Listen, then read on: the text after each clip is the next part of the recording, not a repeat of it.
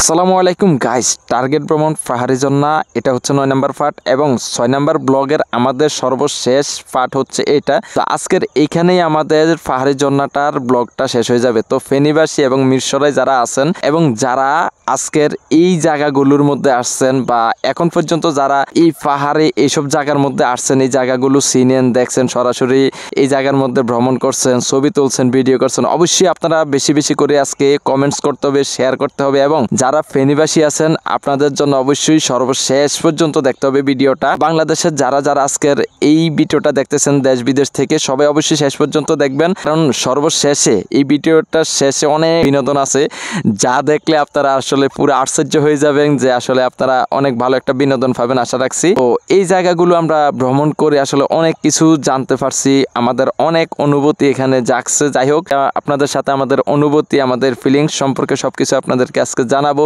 যে এই জায়গায় আসার পর থেকে যে আমার কাছে কেমন লাগছে বা আমাদের কি কি রকম আমাদের পরিবর্তন বা চেঞ্জ আসছে সবকিছু আজকের ব্লগে থাকবে। আর এটা হচ্ছে 6 নম্বর ব্লগ, টার্গেট ভ্রমণ পাহাড়ি ঝর্ণা। পাহাড়ি ঝর্ণার আজকে শেষ পার্ট আর কি। তো যাই হোক, আসলে এখানে আসার পর অনেক অনুভূতি কাজ করতেছে। এই যে দেখেন ভাই একজন, এখানে আসার পর দেখলাম যে অনেক ব্লগার লাভার ভাইরা আছে যারা কিনা ব্লগ ভিডিওতে খুব স্বাচ্ছন্দ্য বোধ করে এবং পছন্দ করে। যাই হোক, আসলে এই যে ঝোপঝাড় যে চিপা যে রাস্তাগুলো, এই রাস্তা দিয়ে মূলত আপনার এই যে পাহাড়ি ঝর্ণাগুলো দেখতেই হবে আপনার। যাই হোক, আসলে আপনারা এখানে আসতে হলে এই রাস্তা দিয়ে আসতে হবে এবং যাইতে হলে এখান দিয়ে যাইতে হবে। বর্ষার সিজনে আপনার এই রাস্তাগুলো খুব সেন্সিটিভ এবং খুব ক্রিটিক্যাল। তো আপনারা অবশ্যই পায়ের মধ্যে একটা হ্যাংলেট পরে আসবেন, দুই পায়ে দুইটা অবশ্যই হ্যাংলেট রাখবেন এবং ভালো মানের হ্যাংলেট রাখলে আপনার জন্য খুবই ভালো হবে। যাই হোক, আসলে এই সব জায়গা দিয়ে আপনার খুব সুন্দরভাবে নিখুঁতভাবে হাঁটতে হবে। তবে এখানে কৃতপক্ষের জন্য একটা কথাই, সেটা হচ্ছে যে আসলে এখানে জীবজন্তু আছে কিনা বা অনেক রিস্ক এখানে, আপনারা অবশ্যই এগুলো পর্যবেক্ষণ করে দেখবেন, কারণ এখানে যদি কোনো সমস্যা থাকে সেক্ষেত্রে অবশ্যই আপনারা আমাদের ওয়ার্নিং দিয়ে দিবেন এবং পোস্টার ব্যানার লাগিয়ে দিবেন। আগে থেকে যদি পারেন কিছু নিউজ টিউজ করে দিবেন, সেক্ষেত্রে আমাদের জন্য ভালো হবে, কারণ বাংলাদেশের প্রত্যেকটা ডিস্ট্রিক্ট অ্যান্ড বিভাগ থেকে আমরা এখানে ভ্রমণের উদ্দেশ্যে আসি আর কি। ঠিক আছে, তো আমরা আগে থেকে বুঝতে পারবো আর এখানে কষ্ট করে এসে ফিরেও যাবো না। তো যাই হোক, আসলে এখানে আসার পর বুঝতে পারলাম, তারপর আমাদের মনে অনেক ভয় থাকে, কারণ এই ঝোপঝাপের মধ্যে, এই বাগানগুলোর মধ্যে যে আসলে যদি কোনো জীবজন্তু এটা সেটা হাবিজাবি যদি কিছু থাকে, হ্যাঁ, যদি কোনো সমস্যা হয় আমাদের জন্য। তো যাই হোক, এই আর কি অবস্থা, অনেক মনের মধ্যে অনেক কিছু নিয়ে আসলে চলতেছি আর আমাদের মনটাকে পুরা ফুল স্ট্রংলি রাখছি। আর এখানে যখন আমরা অনেক ভাই ব্রাদার দেশের প্রত্যেকটা অঞ্চলের মানুষ আছে, সেই ক্ষেত্রে আমার একটু অন্যরকম একটা ফিলিংস এন্ড অনুভূতি কাজ করতেছে, যার কারণে বিন্দু পরিমাণও আমার মধ্যে কোনো ভয় নাই। ঠিক আছে, কারণ সবাই একসাথে এখানে চলাফেরা করতেছি, ব্লগ লাভার ভাইয়েরা দেখতেছে, মানে কি করতাম আসলে এখানে আসার পর অনেক ভাইয়েরা, মানে এক কথায় সবাই আসলে ব্লগ বা ভিডিওগুলা আসলে বর্তমান সোশ্যাল মিডিয়ার জগৎ, তো প্ল্যাটফর্মগুলো আসলে সবাই খুব পছন্দ করে। যাই হোক, আসলে আমরা এই যে চলতেছি আর এখানে দেখেন যে ভাইরা বা আপুরা অনেকে আছে, তো এখানে আসলে ঝর্ণাগুলোর পানিগুলো এখান দিয়ে মূলত আসলে নামে। আরো কয়েকটা দিক আছে অবশ্যই, তবে আমি মানে অন্যরকম একটা ফিলিংস পাইতেছি যে ভাই বডি বিল্ডার ভাই। তো যাই হোক, খুবই ভালো লাগতেছে আসলে এখানে সবাই সাথে টুকটাক কথা হইতেছে। সবাই বেশিরভাগ মানুষ আমার এজেন্ট চ্যানেলের নাম জিজ্ঞেস করতেছে, বলে দিতেছি ভাই মারুফ পাটোয়ারি, মারুফ পাটোয়ারি। ঠিক আছে, এই হচ্ছে অবস্থা। তো আমার কাছে খুব ভালো লাগতেছে, ঠিক আছে, আমার কাছে কোনো খারাপ লাগতেছে না, সবার সাথে মোটামুটি কথা বলতেছি। হ্যাঁ, তো আসলে এই যে পাহাড়ের মধ্যে আসার পর যে গাছগাছালি, বিভিন্ন প্রাকৃতিক গাছ, যেই গাছগুলো দেখতে আসি এখানে, হ্যাঁ ভাই, হাই, ওকে ওকে ভাই, ওকে।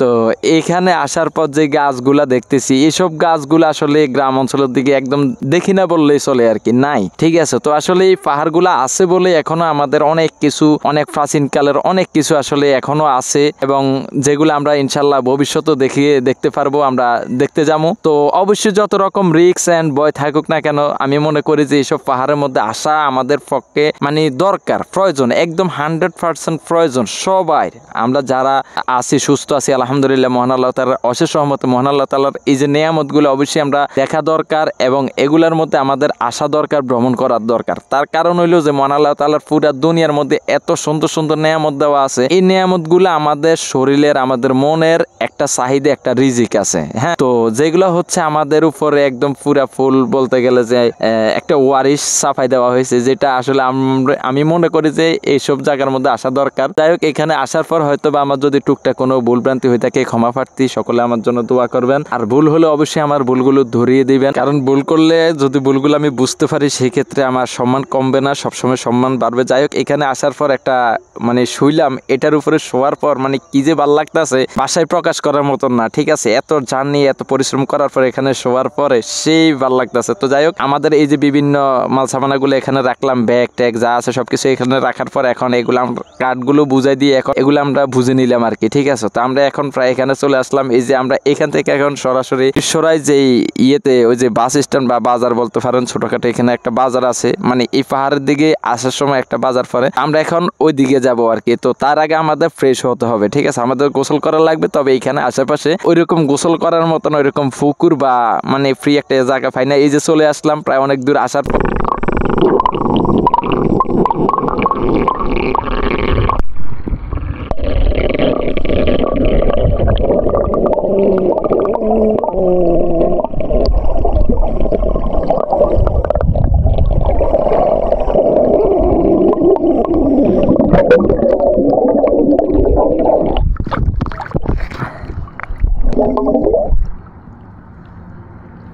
তো এখানে আসার পর বিরাট একটা পুকুর দেখলাম এবং এই পুকুরের বা এই বাড়ির কয়েকজনের কাছ থেকে পারমিশন নিয়ে পুকুরে নেমে গেলাম। তো আসলে ঝর্ণা পাহাড় এত পরিশ্রম এত ক্লান্ত হওয়ার পর যখন আমরা এখানে নামলাম এবং গোসল করার জন্য, তো গোসল করতে এসে যে কি ভাল লাগতেছে মানে ভাষায় প্রকাশ করার মতন না। ঠিক আছে, কারণ এত সুন্দর এত বিরাট বড় একটা পুকুরের মধ্যে যখন নামছি আসলে অসম্ভব ভালো লাগতেছে। গোসল করতেছি একদম ফ্রি আর হালকা একটা বাতাস ছিল। তো যাই হোক, গোসল করে চলে আসলাম এই যে বাসে করে এখন ফেনীর উদ্দেশ্যে আসতেছি।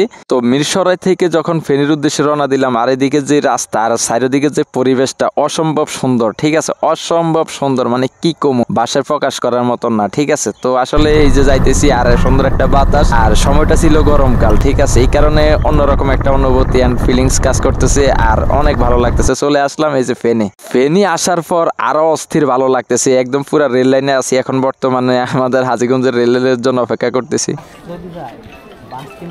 কিছু কষ্ট না। Hello WhatsApp, it's me boy Abdullah Maruf Jilani viewers. আমরা এখন চলে আসলাম ফেনীতে আছি বর্তমানে। আর ভিউয়ার্স কি বলবো, এই যে ফেনীর যে রাস্তাগুলো মানে খুবই সুন্দর। ঠিক আছে, এই রাস্তাগুলো দিয়া যে সকল গাড়িগুলো চলে এগুলো আসলে রেগুলার মানে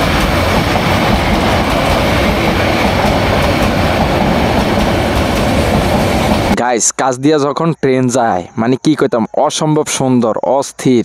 ভারতের কি ট্রেন, বাংলাদেশের ট্রেন সুন্দর। হ্যাঁ ভাই, জনসন আসছিলাম ফেনী থেকে লাকসাম।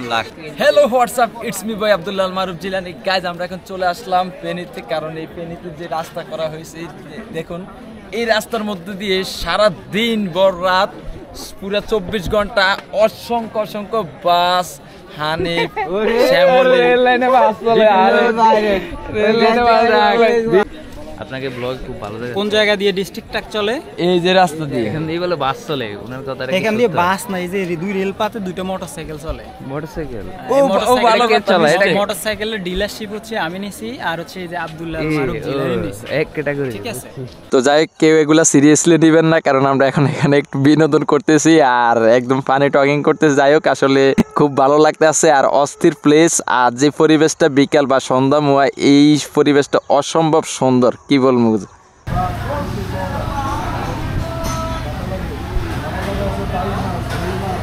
তো ফেনী লাকসাম সব পাড়ি দিয়ে চলে আসলাম আমাদের হাজীগঞ্জ একটা রেস্টুরেন্টে ঢুকে গেলাম। এখন ভাই ব্রাদার যারা আসিল, ছোট ভাই বড় ভাই সবাই মিলে একসাথে এই যে হালকা পাতলা নাস্তা করার জন্য করলাম। যাই হোক, আসলে হালকা পাতলা নাস্তা করতেছি। আমাদের জন্য সকলে দোয়া করবেন, আমাদের ভিডিওগুলো বেশি বেশি করে শেয়ার করবেন, লাইক কমেন্ট করবেন, আপনাদের মন্তব্য অবশ্যই জানিয়ে দিবেন। ইনশাল্লাহ আমাদের ভালো ভালো এবং কিছু প্রজেক্ট নিয়ে ভালো সামনের দিকে ব্লগ আসতেছে। আর আমাদেরকে যত বেশি সাপোর্ট করবেন তত বেশি আমরা ইন্সপায়ার হবো। আমরা ভালো ভালো আপনাদের জন্য কন্টেন্ট নিয়ে আসবো, যেগুলো থেকে আপনারা ভালো ইন্সপায়ার হতে পারবেন, তো নিজের জন্য এবং সমাজের জন্য যেন ভালো কিছু করতে পারবেন। তো সকলে ভালো থাকবেন, সুস্থ থাকবেন। Till then, tata, bye bye, আসসালামু আলাইকুম।